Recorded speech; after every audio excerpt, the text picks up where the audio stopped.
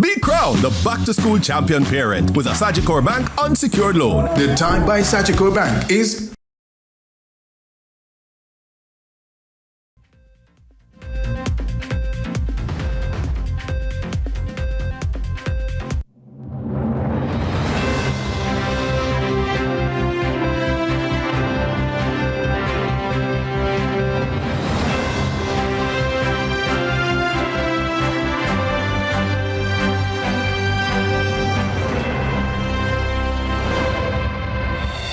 Tonight in CVM News at 7, JLP rubbishes opposition manifesto. Prime Minister touts his government's achievements since taking office. Northwest Manchester MP dismisses claim of any JLP constituency victory. Improved water supply for St. Anne. And in sports, jockeys demand immediate suspension of race day stewards.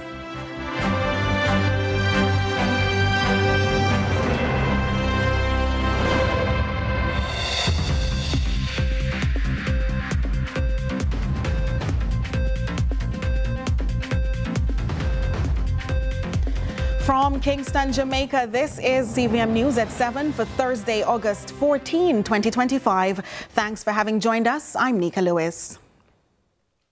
Rushed and not properly thought out. That's how the Jamaica Labour Party is describing the manifesto presented by the People's National Party earlier this week. At a media conference at the Jamaica Labour Party's headquarters this afternoon, the party's campaign committee ridiculed some of the content outlined by the PNP in the 54-page document. Amoy Harriet tells us more. First of all, it clearly seemed to have been a very rushed and hurriedly prepared document, just by way of how it was laid out and the errors that were in the document forces us to conclude that not a lot of thought went into it.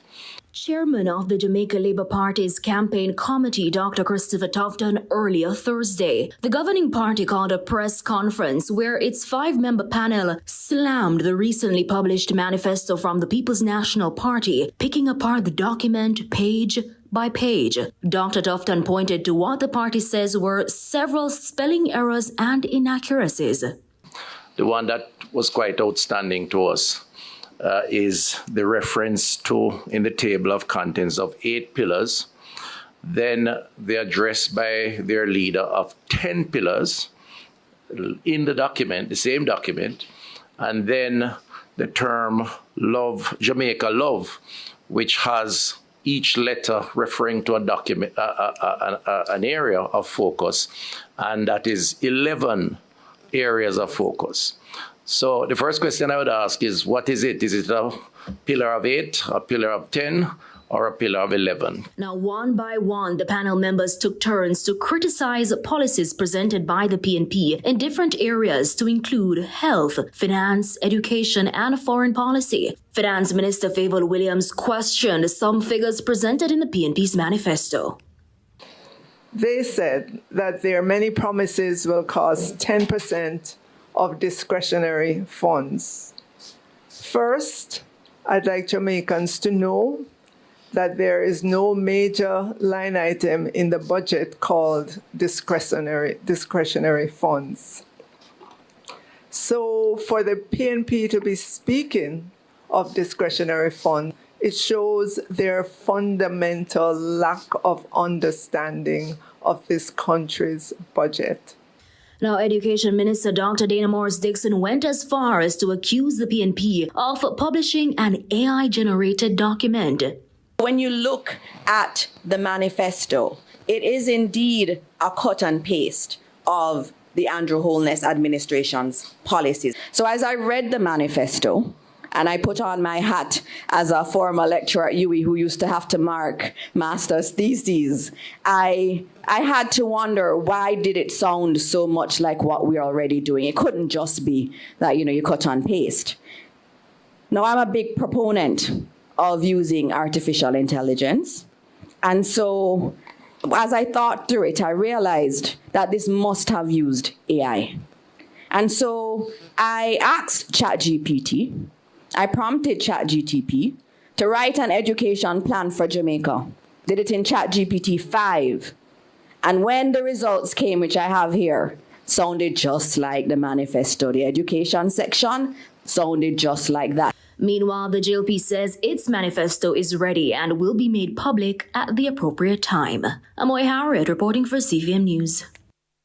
The People's National Party PNP today says it is concerned over the continued delays by the Jamaica Labour Party in finalizing arrangements for the upcoming national debates set to begin next week.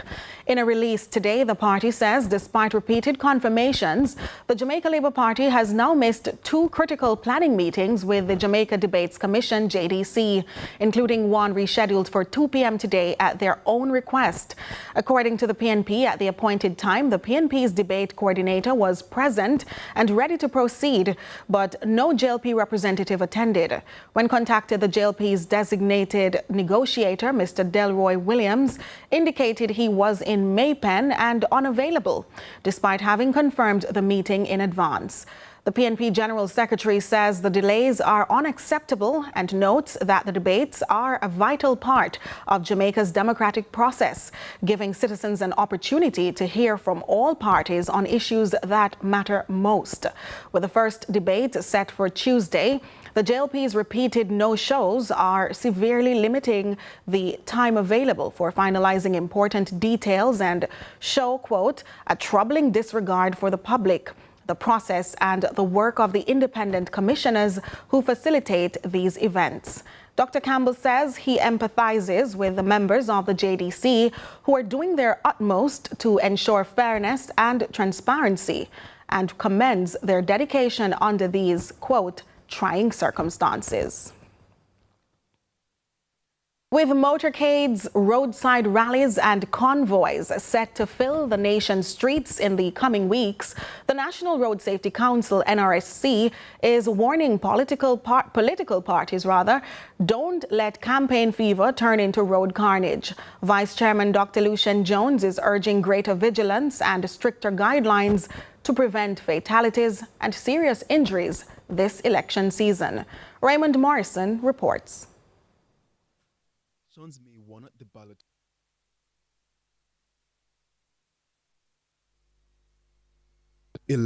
may won at the ballot box, but lives can be lost on the road. With heightened political activities comes an increase in motor vehicle crashes, reckless driving, and pedestrian risks, prompting calls for safer road use as Jamaica heads to the polls. The National Road Safety Council, NRSC, says eyes must also be on the road.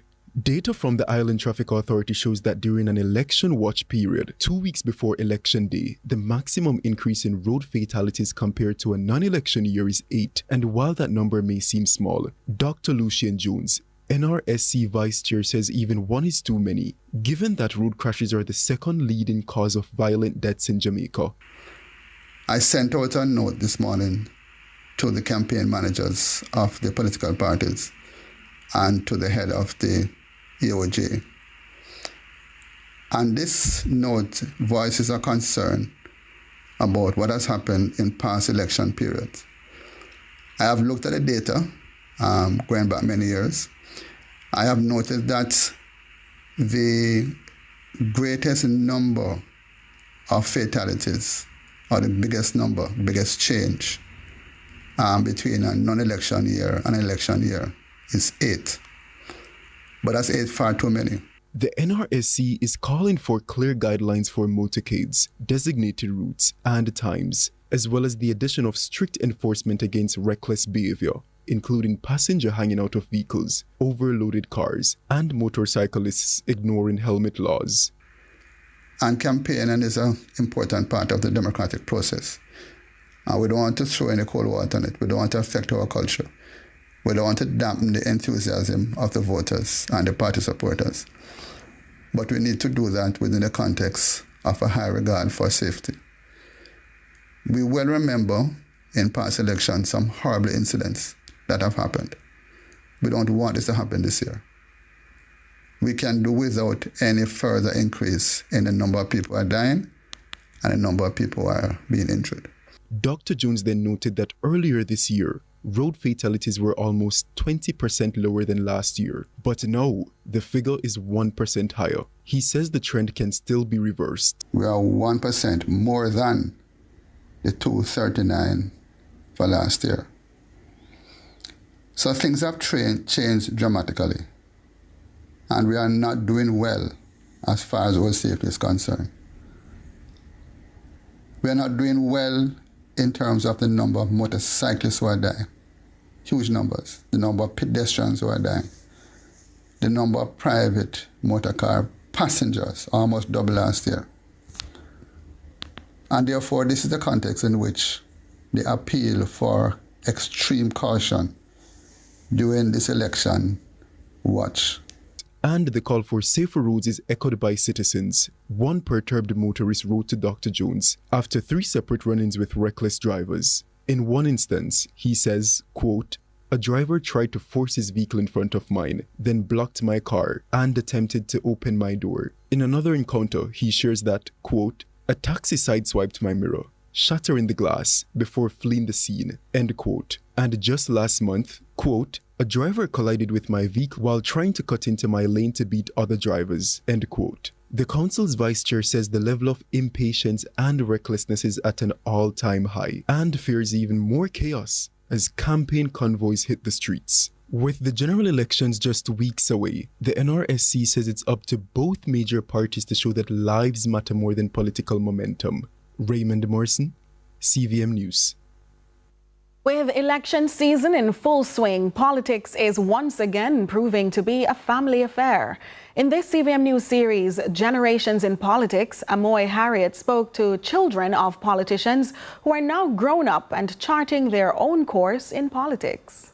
From the chambers of parliament or even in the heart of constituencies, some of Jamaica's political figures share more than party affiliation. They share the same blood. Across Jamaica's political landscape, a number of today's officials are following in the footsteps of their parents who once held public office. Patricia Duncan Sutherland is a member of the People's National Party, a path she says was influenced by her late father, Dr. D.K. Donald Keith Duncan, who was a long-standing member of the PNP. I live on the shoulders of my father. It has significantly influenced how I choose to do politics and the party that I choose. I don't choose a party just because he was in the PNP. I choose the party because of what the party believes in. She recalls being a daughter of a politician came with a different kind of childhood. Because he's on the road all the time and because politics takes up so much of yourself, he was not as available when I was growing up.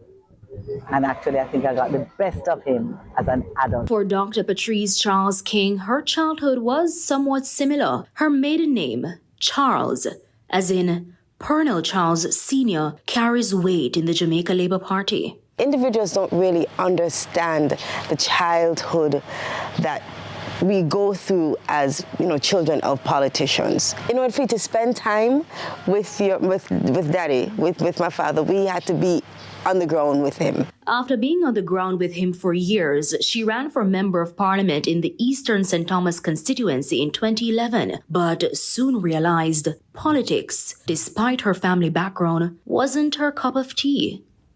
It's, I think, the reason why I got into politics in 2011. One, my father asked me to. And two, it was because not because I like politics. Can I say that? I don't like politics. I really don't like politics. What I love is change.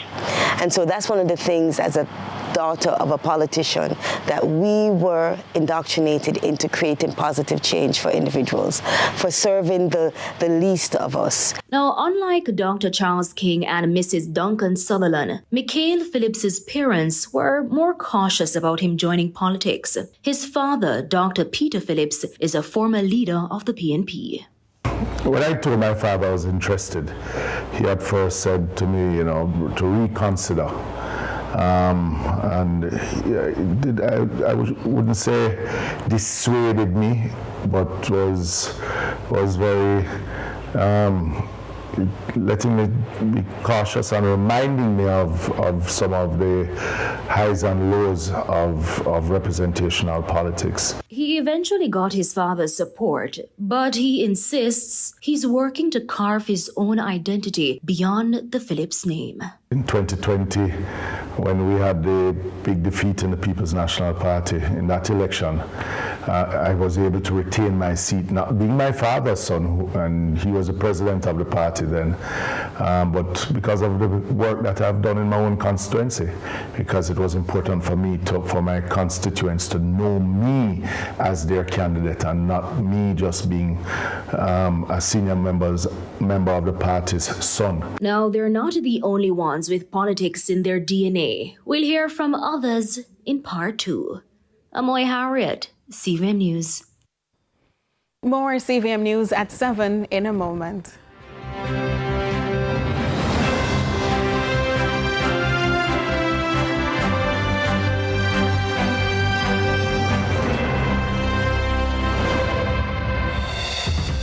Following is a paid announcement by the Jamaica Labour Party.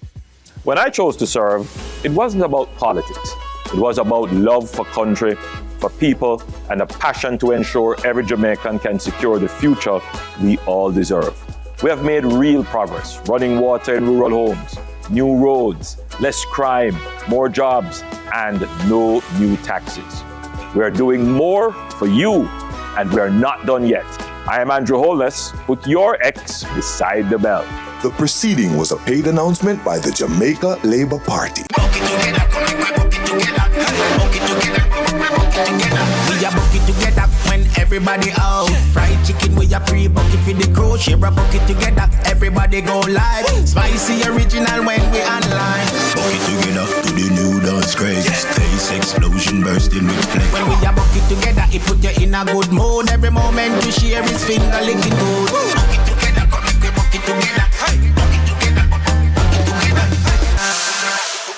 In Jamaica, you can run in the sand or compete on the track. You can make friends or make fans. You can cool off in the mountains or you can move down. You can lay back or lean in. That's the spirit of Jamaica. We do big things here. Come see for yourself. Getting the keys to your own home is a feeling many cannot describe. It's a moment we all hope for and a dream that all Jamaicans have.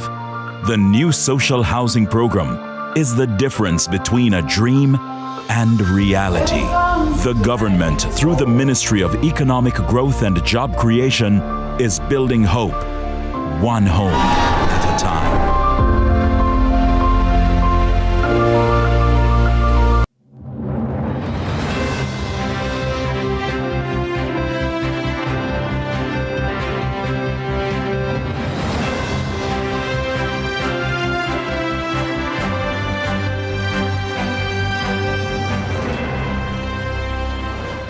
So much for staying with us. With the 2025 general election fast approaching, the Member of Parliament for Northwestern Manchester is confident that that's one constituency the Jamaica Labour Party will not claim. The MP is also taking aim at what he says is the government's election-timed focus on a major roadway in the parish and reminding residents of his party's position on the new school bus system. Our reporter Akeem Aret tells us more. As the political season heats up, Northwestern Manchester MP Michael Phillips is making a bold declaration. His constituency, he says, is firmly in the People's National Party's corner. We're not troubling nobody. But if Andrew Holness and the other people them think that them going to get Northwest Manchester, well, them have one thing coming. But his confidence doesn't end there. He's accusing the government of suddenly prioritizing repairs to the Winston Jones Highway, a roadway he says residents have been pleading to have fixed for years. The amount of people that has died on Winston Jones Highway from the potholes that was there. And as election come, them spending over $100 million out of Winston Jones Highway. Prime Minister, you should be ashamed of yourself. He also reminded constituents of the PNP's stance on the new school bus system. The PNP stands on our plan to move 20,000 students on a daily basis on a school bus system better than what the GLP has proposed. We will not back down from that. With the election countdown underway, both major parties are expected to intensify campaigning in the coming weeks. Michael Phillips was speaking at a PNP tour meeting in northwestern Manchester recently. Akeem Oret, CVM News. Meantime, at a political meeting held in St. Mary's Central yesterday, Prime Minister Dr. Andrew Holness highlighted his government's record, saying it is the first in Jamaica's history to fully document its achievements on paper. Speaking at the JLP's conference, Holness argued that even the opposition People's National Party, PNP, cannot dispute the administration's accomplishments and urged voters to compare his government's record with any previous administrations. Zor Grant has more. Prime Minister Andrew Holness did not shy away from taking aim at the opposition, telling party supporters that even the most committed PNP supporter must acknowledge his government's work. I ask all of you to hold up the achievement books because you have it here. You look all around, people have the achievement book. It is a documented fact that the PNP can try to contest. It is the first time in the history of Jamaica that a government can document all the things that it has done. Speaking at a party meeting in St. Mary's Central, Holness pointed to the Spark program as evidence of that action, describing it as the single largest road investment by any government in Jamaica's history, with 660 roads scheduled for repairs across the island. We have put in place the Spark program. The Spark program is the largest expenditure by any government on roads. 660 roads will be repaired all across Jamaica in this first installment of the Spark program. Already, work on the Spark program has begun in this parish, and it's not patching a road, it is the total rehabilitation. The Prime Minister said infrastructure is only one part of the plan. Job creation will be the next major focus, with developments planned in urban centres across all parishes. He emphasized these are not just call centre jobs, but real employment in areas such as logistics, technology and other high-value industries. We are looking for all the urban centres in all the parishes to make the developments there. What that will mean? It will mean more jobs for all the young people together here. And not just call centre jobs, but real jobs in logistics, in technology and artificial intelligence. Holness told supporters delivering on promises requires actions Jamaicans can see and touch, not just words. He reminded the crowd that while no government is perfect, when voters compare the JLP's record with the PNP's or any previous administration, they will conclude his government is the best choice for Jamaica's future.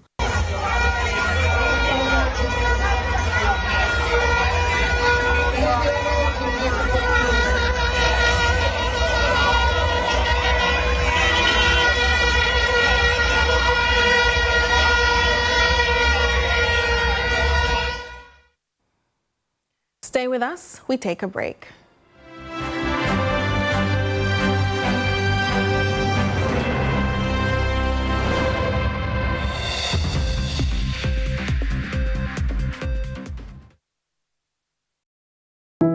Every child deserves a home filled with love. When hope meets heart, a new journey begins.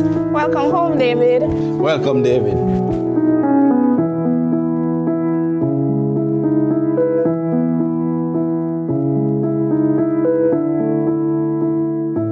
Make it your own.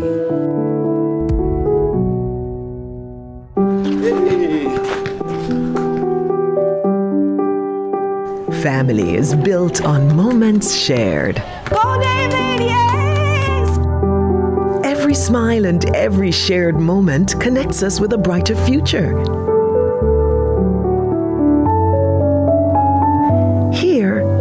just welcomed your family. Foster hope. Foster love. Foster a child today. Contact the CPFSA for more information. The following is a paid announcement by the Jamaica Labour Party. This September, thousands of students across Jamaica will benefit from the introduction of the rural school bus system for students only. For rural parents, imagine the money you'll save. No more worrying about safety. This is real relief for your pocket and for your peace of mind. But let's be clear, this is what good government looks like. And the wrong government could shut it all down. Don't risk it. Choose policies which are in the best interests of you and your children. Choose the Jamaica Labour Party. The proceeding was a paid announcement by the Jamaica Labour Party.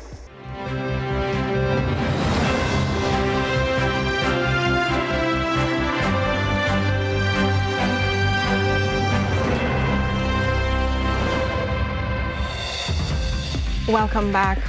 The Mass of Christian Burial for the life of Don G. Webby, OJCD, was held at the Holy Trinity Cathedral in downtown Kingston.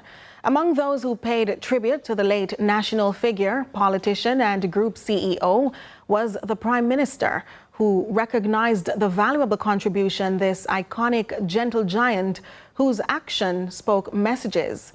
More from Carlin Brown. On this solemn occasion commemorating the life of Don Webby, whose accolades made him revered globally, especially for his knowledge of finance, for which he was bestowed the Order of Jamaica.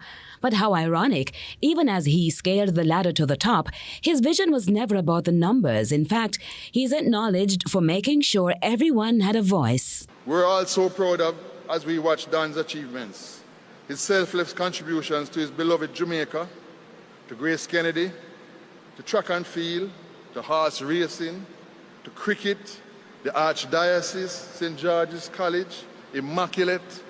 His passion and dedication were limitless. Yet somehow, through it all, he always made time for family. Although primarily an occasion to mourn, the passing of this 62-year-old, whose record of service matched his grace, provided an exceptional opportunity for the country's Prime Minister to advance a position sometimes overlooked in nation building.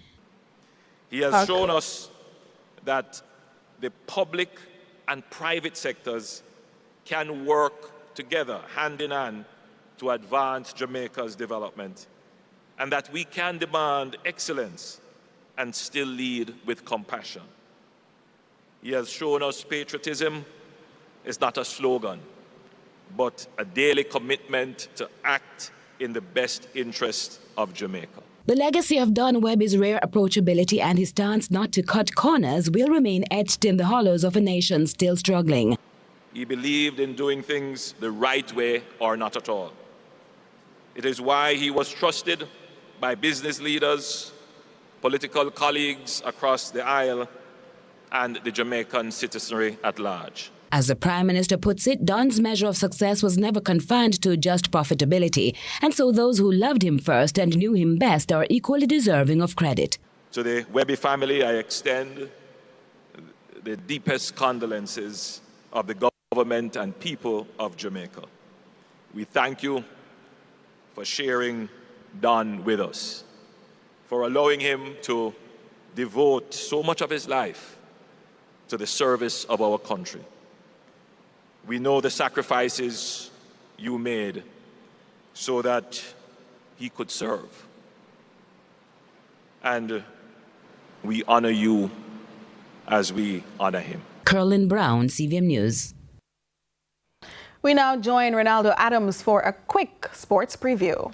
Good evening, Nika, and good evening, viewers. So, our football fans will be particularly excited for tonight's sportscast as the Red Hot Reggae Boys, including Leon Bailey and Michael. Well, Leon Bailey is probably on the move. He'll be possibly moving from Aston Villa to another club in Europe. And Michael Antonio, who, well, he was involved in a car crash in December, he says that he's not hanging up his boots anytime soon. And of course, today is Thursday, so we will have On Court. Lots more for you in sports this evening. Thank you, Ronaldo. And thank you, because we'll be seeing a lot more of that in sports. But for now, we take a break.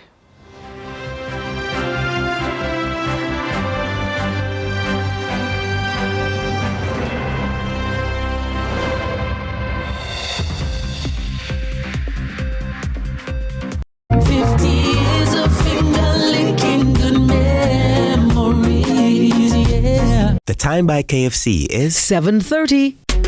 Do it for your best life. Go check your HIV status. So keep your life trending, no pretending. Me I tell yourself do it for you, do it for you. Every time you are link with a condom, coulda Ozzy, coulda wife, coulda be a random. Condom connect and protect your profile. Be your own fan. Do it for your best life. Do it for your best life. Don't put yourself at risk. Condom connect every time. Do it for your best life. Deadline slipping? Projects veering off track? It's time to take control. Start with expert-led project management training from Project Management Global Institute. Gain the skills to plan, lead, and deliver projects on time and on budget.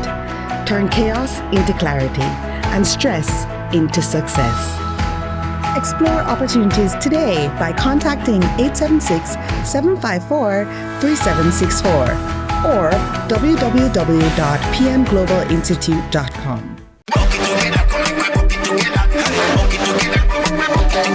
We a bucket together when everybody out. Fried chicken we a pre-bucket for the crew. Share a bucket together, everybody go live. Spicy original when we online. Bucket together to the new dance craze. Taste explosion bursting with flames. When we a bucket together, it put you in a good mood. Every moment you share is finger licking good. Bucket together, come make we bucket together. Hey, bucket together, bucket together.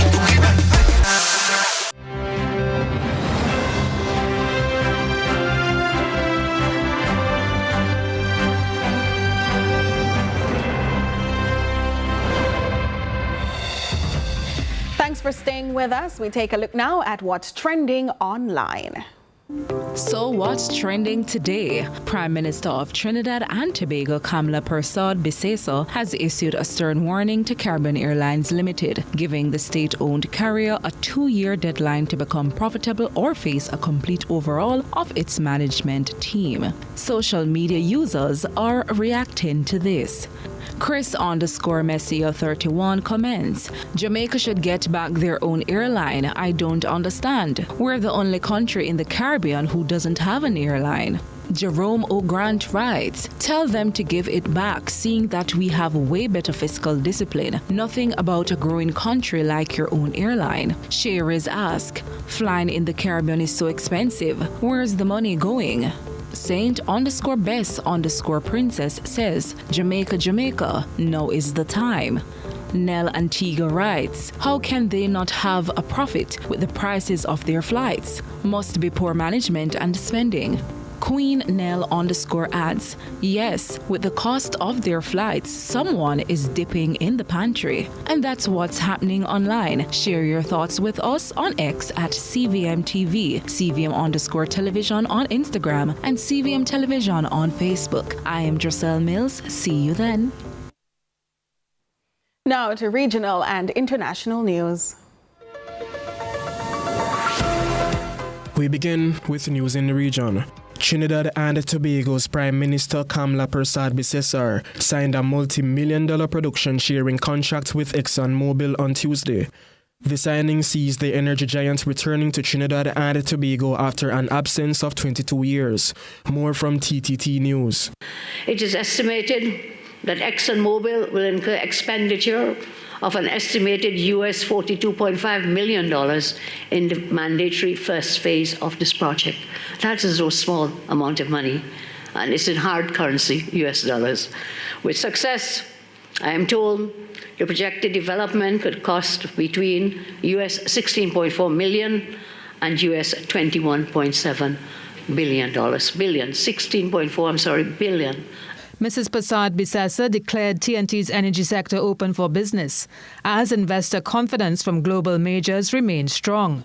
To ensure there is strong momentum in exploration across all domains, including deep water, shallow water, and onshore, the Prime Minister has given a mandate to the Ministry of Energy and Energy Industries. Accelerate the responsible exploration of unexplored land and marine acreages.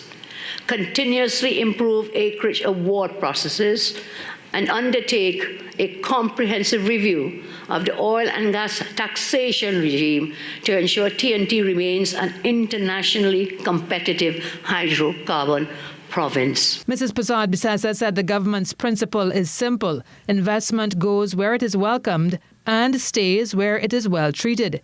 In that vein, the Prime Minister said the government will maintain an attractive fiscal framework, enhance operational efficiency, reduce production costs, and streamline regulatory oversight. And in international news, more than 100 organizations have signed a joint letter calling on Israel to stop the weaponization of aid into Gaza as starvation deepens. Humanitarian groups say they are increasingly being told that they are not authorized to deliver aid unless they comply with the stricter Israeli regulations. The BBC has the details. Many of the aid organisations, including Save the Children and Oxfam, say that Israel hasn't allowed a single one of their trucks into Gaza since March, leaving tons of aid going to waste. Gaza's health ministry says 235 people, including 106 children, have died due to malnutrition. Israel has rejected the accusations, instead blaming Hamas for exploiting the aid. That's despite an internal US government report finding no evidence of that. Israel's also continuing to hit Gaza with air raids as its military says it's approved a new offensive to take control of Gaza City. On Wednesday, Gaza's largest city was targeted by a wave of air attacks, with health officials saying that at least 123 people were killed in the past day, including 21 seeking aid. Well, earlier we've heard from our correspondent John Donison, who is in Jerusalem. Well, this is aid agencies, 100 of them, accusing the Israeli government of weaponizing the issue of aid as starvation, as they say, continues in Gaza. Now, what happened was earlier this year, Israel introduced new rules that meant that any Palestinian in Gaza who was involved in distributing aid, working for these aid organizations, had to be vetted, Israel said, for security reasons. And it demanded that these aid agencies submit all the details of the Palestinians who were doing that. And Israel says that many of those organizations haven't done it. That's it for regional and international news. I'm Kevin Black.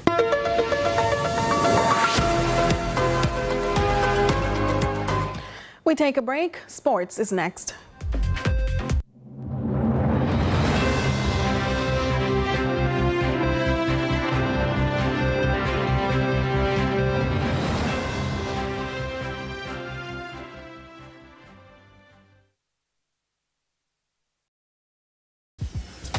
The following is a paid announcement by the Jamaica Labour Party. Jamaica. For far too long, bad roads have burdened our communities. PMP once promised pothole-free Jamaica by 2003. That didn't work out for you. This Jamaica Labour Party government is different. We're not just talking, we're working, building your roads, delivering results. Under the Spark program, we're investing $45 billion of your money to build over 600 new roads in your communities. New sidewalks, drains, water pipes, and so much more. By November, we will complete the first 100 across all 14 parishes. This is